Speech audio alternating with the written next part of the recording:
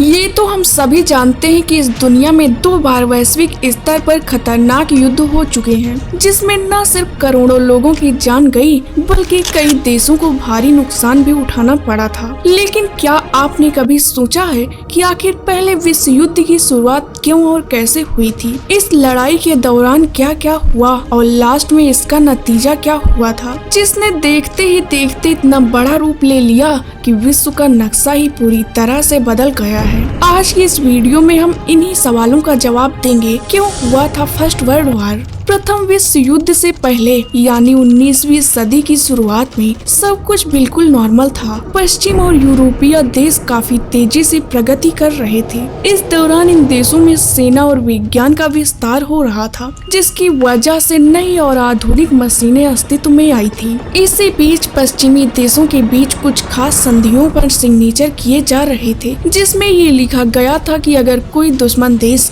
हमला करता है तो उस स्थिति में पड़ोसी देश अपने साथी की युद्ध में मदद करेगा और उसे सुरक्षा देगा। वहीं दूसरी तरफ जर्मनी और ब्रिटेन जैसे देश अपने सैन्य शक्ति को बढ़ाने में लगे हुए थे। इसी बीच कई देशों के अपने ग्रुप बनने लगे थे जो दुनिया पर अपनी ताकत आजमाने और दूसरे देश के संसाधनों का इस्तेमाल करना चाहते थे। और इसी वजह से बड़े देश छोटे देशों को अपने साथ मिलाकर विश्व में महाशक्ति के रूप में उभरने की कोशिश कर रहे थे, जिसकी वजह से बड़े देशों के बीच टकराव होना तय था। कुल मिलाकर दोस्तों, प्रथम विश्व युद्ध के लिए देशों के बीच महाशक्ति बनने की होड़ सबसे अहम वजह थी, जिसमें कई छोटे बड़े देश शामिल थे और उन्हें इस युद्ध का नुकसान झेलना पड़ा था।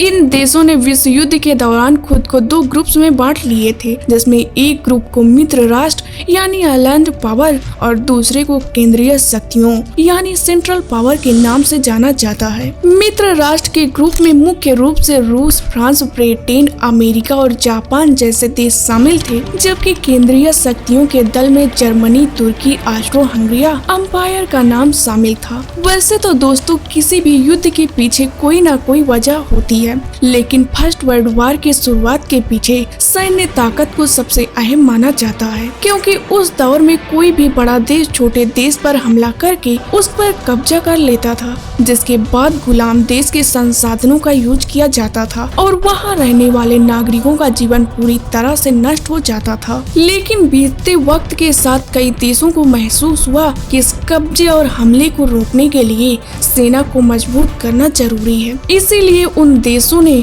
अपनी सेनाओं को बढ़ाना शुरू कर दिया। इसके साथ ही वैज्ञानिकों ने खास तरह के हथियार और मशीनें बनाकर तैयार की, जिसकी मदद से दुश्मन देश की सेना को चुटकियों में खत्म किया जा सकता था। अब स्थिति ये हो गई थी कि किसी एक देश को ताकतवर बनने से रोकने के लिए दूसरे देश एक साथ मिलकर काम करने लगे थे, जिसके तहत उन्होंने संधियों पर साइन करना शुरू कर दिया था। इन संधि के तहत दल में मौजूद देश युद्ध के दौरान दूसरे देश की मदद करते थे और दुश्मन देश से मुकाबला करने के लिए अपनी सेना भेजते थे, जबकि इस दौरान कई देश अपनी अर्थव्यवस्था का लगभग 80% हिस्सा सिर्फ हथियारों की खरीद पर खर्च कर रहा था। देश में गरीबी और महंगाई का बढ़ना तय था, जिसकी वजह से आम लोगों के बीच आक्रोश पैदा हो रहा था और अंतर्राष्ट्रीय स्तर पर खाद्य पदार्थ समेत दूसरी चीजों पर ज्यादा इजाफा हो रहा था। वहीं बड़े देश छोटे देशों को अपने साथ मिलाकर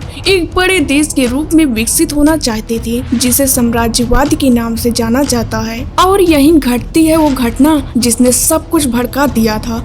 दोस्तों, उस जमाने में ऑस्ट्रिया हंगरी का जो युवराज था आर्कड्यूक फ्रांज फर्डिनेंड, उसकी एक साइबर राष्ट्रवाद द्वारा हत्या कर दी गई थी, जिसके बाद ऑस्ट्रिया हंगरी गुस्से में आ जाता है और जर्मनी से पूछता है कि हमारी और आपकी संधि हो चुकी है और हम सरायों पर हमला करने की सोच रहे हैं, लेकिन अगर हम साइबेरिया पर अटैक करेंगे तो उसका साथ देने के लिए रसिया अम्पायर वो उसकी मदद में खड़ा होगा, तो क्या आप हमारा साथ देंगे?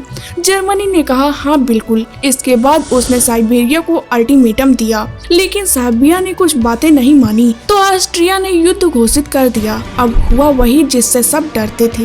रूस सर्बिया के समर्थन में आया। जर्मनी ऑस्ट्रिया के साथ खड़ा हो गया। जर्मनी ने फ्रांस और फिर बेल्जियम पर हमला किया। बेल्जियम के कारण ब्रिटेन भी युद्ध में कूद जाता है और इस दौरान एक छोटा सा क्षेत्रीय विवाद पूरे विश्व युद्ध में बदल जाता है। और जैसे ही जून 28, 1914 ऑस्ट्रिया हंगरी ने साइबेरिया पर वार डिक्लेयर किया तो तुरंत जर्मनी ने अपने प्लान को शुरू कर दिया, जिसमें सबसे पहले बेल्जियम को टारगेट किया जाता है और जर्मनी अपनी बड़ी व ताकतदार गनों का यूज करके उस शहर को तबाह कर देता है। 15 अगस्त साल 1914 को लीग पर कब्जा करके वहां की जनता को बहुत तड़पाया जाता है।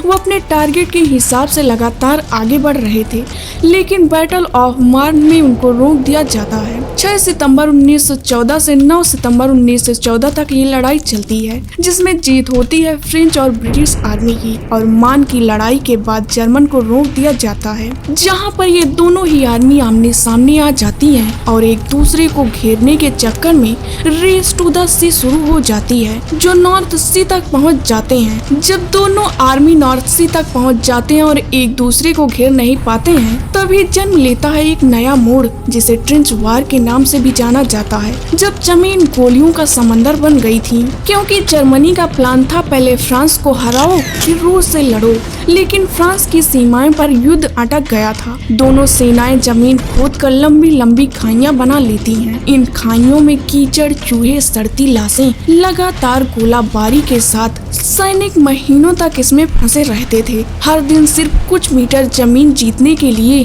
हजारों लोग मारे जाते थे और यही स्थिति लगातार 3.5 सालों तक चलती है। दोस्तों, ट्रेंच वार दोनों आर्मी के लिए घातक था। इन 3 सालों में कुछ फेमस लड़ाइयाँ भी हुई थी, जिसमें कई लाख लोगों की जान चली गई थी। एक था बैटल ऑफ वर्डन, जो 21 फरवरी 1916 से 18 दिसंबर 1916 के बीच हुआ था। सिर्फ इस एक लड़ाई में जर्मन और फ्रेंच दोनों को मिलाकर 10 लाख से ज्यादा मौतें हुई थी। दूसरी घातक लड़ाई थी बैटल ऑफ सोम, जो 1 जुलाई 1916 से 18 नवंबर 1916 के बीच हुई थी, जिसमें एक तरफ ब्रिटिश लोग थे और दूसरी तरफ जर्मन। इसमें भी बहुत लोगों की जान चली गई थी। इसीलिए ये दोनों वार ही ट्रेंच वार के घातक वार माने जाते हैं। दोस्तों, 28 जून 1914 को शुरू हुए इस युद्ध में एक के बाद एक कई देश शामिल होते चले गए, जिसकी वजह से पूरी दुनिया में अस्थिरता की स्थिति बन गई थी। इस दौरान सिर्फ जमीन पर ही नहीं बल्कि आसमान और पानी में भी बमबारी शुरू की गई थी, जिसकी वजह से सैकड़ों टन बारूद को जलाया गया। हर देश युद्ध में जीत हासिल करना चाहता था। इस फर्स्ट वर्ल्ड वार में ही पहली बार बड़े स्तर पर जहरीली गैसें, टैंक, लड़ाकू विमान, मशीन गन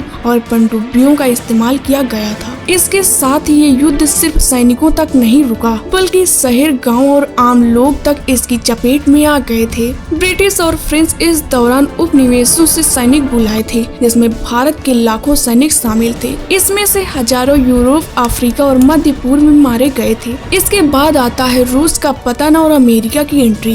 दोस्तों, साल 1917 में रूस में क्रांति होती है, जार की सरकार गिर जाती है, नई बोल्शेविक सरकार युद्ध से बाहर हो जाती है। यह जर्मनी के लिए फायदा था, लेकिन तभी एक नया खिलाड़ी मैदान में उतरता है, अमेरिका, जो साल 1917 में मित्र राष्ट्र की तरफ से युद्ध लड़ने लगता है। दोस्तों, अमेरिकी सैनिक और संसाधन युद्ध को पूरी तरह से मोड़ देते हैं, मगर फिर भी हिम्मत करके जर्मनी 1918 में आखिरी बार हमला करता है, लेकिन सप्लाई खत्म हो रही थी। अंदर विद्रोह, बाहर से दबाव बन गया था। सहयोगी देश भी हार मान चुके थे। इसीलिए 11 नवंबर 1918 को आर्मिस्टिक युद्ध विराम पर हस्ताक्षर होते हैं और युद्ध खत्म हो जाता है, क्योंकि बीते 4 सालों में सभी देश वैश्विक स्तर पर इतनी लड़ाई लड़ चुके थे कि अब उनके पास युद्ध में भेजने के लिए सैनिकों की कमी होने लगी थी। इस युद्ध की समाप्ति के बाद यूरोप की सीमाएं फिर से तय की जाती हैं। 1919 में वर्साई की संधि होती है, जिसमें जर्मन पर भारी जुर्माना लगाया जाता है। कहा जाता है कि इस विश्व युद्ध में जितना भी नुकसान हुआ है उसकी भरपाई जर्मन करेगा।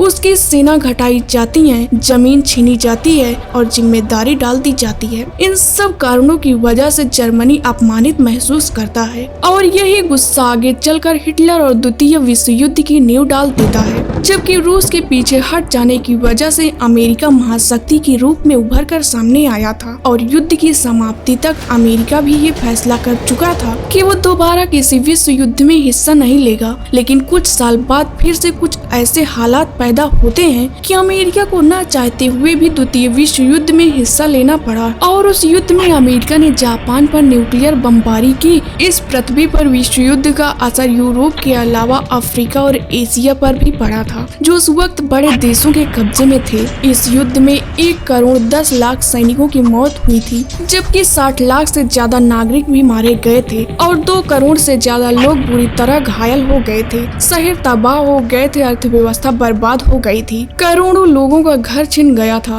और सबसे बड़ा नुकसान इंसानियत का। युद्ध की असली कीमत पहली बार महसूस हुई थी। ऐसे और इंफॉर्मेटिव वीडियो देखने के लिए वीडियो को लाइक करके चैनल को सब्सक्राइब करें।